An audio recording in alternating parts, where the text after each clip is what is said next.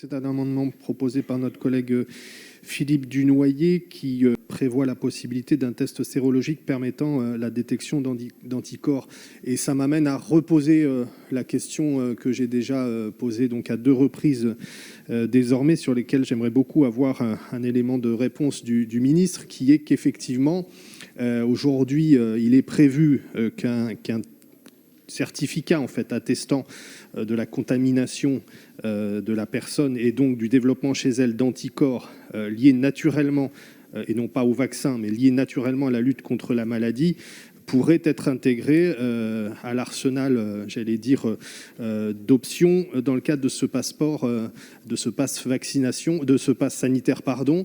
Est-ce que vous pourriez nous éclairer, encore une fois, sur l'état d'avancement des recherches des autorités sanitaires européennes et nationales? J'ai pas de chance parce qu'à chaque fois que je pose la question, le ministre sort de l'hémicycle, donc je vais être obligé de le reposer encore une 4e fois tout à l'heure, j'imagine.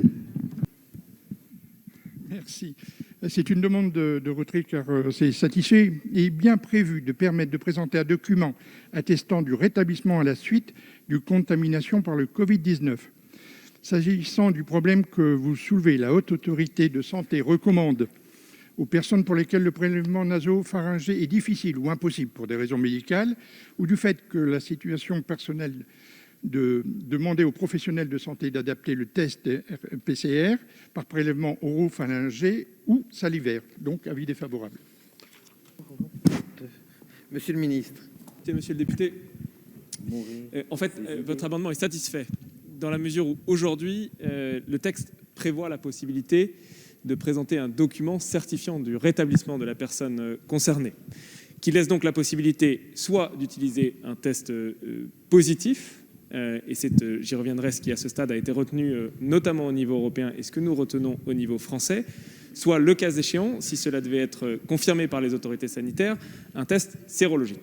À ce jour, le Conseil scientifique a rendu un avis extrêmement clair sur le sujet. Il ne recommande pas que nous puissions utiliser les tests sérologiques pour valider du rétablissement d'une personne, et c'est également ce que semble indiquer en tout cas la direction qui est en train de prendre la discussion européenne. Ceci pourrait évidemment changer en fonction de l'avis des autorités scientifiques, mais à ce jour, nous partirons sur un test positif.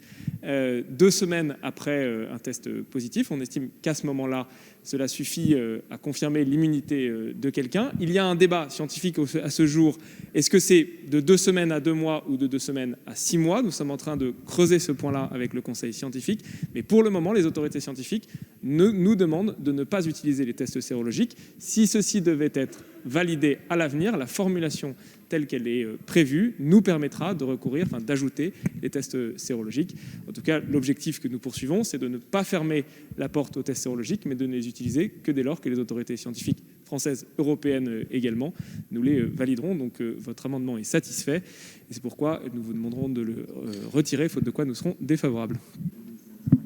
Oui, merci. J'avoue, monsieur le ministre, j'ai eu du mal à vous suivre dans votre explication, parce que si j'ai bien compris ce que vous me dites, vous dites un test positif qui, par voie de conséquence, va tester du rétablissement et donc de la présence d'anticorps contre la Covid-19 va être possible dans le cadre du pass sanitaire.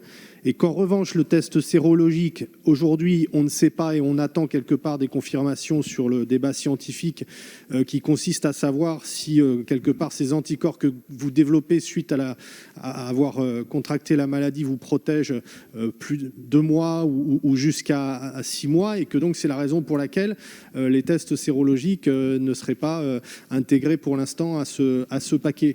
Je dois juste attirer votre attention sur une chose. C'est qu'aujourd'hui, les personnes qui font des tests sérologiques, qui se révèlent positifs, c'est-à-dire la présence d'anticorps sur la lutte contre la Covid-19, ces tests-là ne font plus la distinction entre le fait que ces anticorps proviennent de la vaccination ou pas.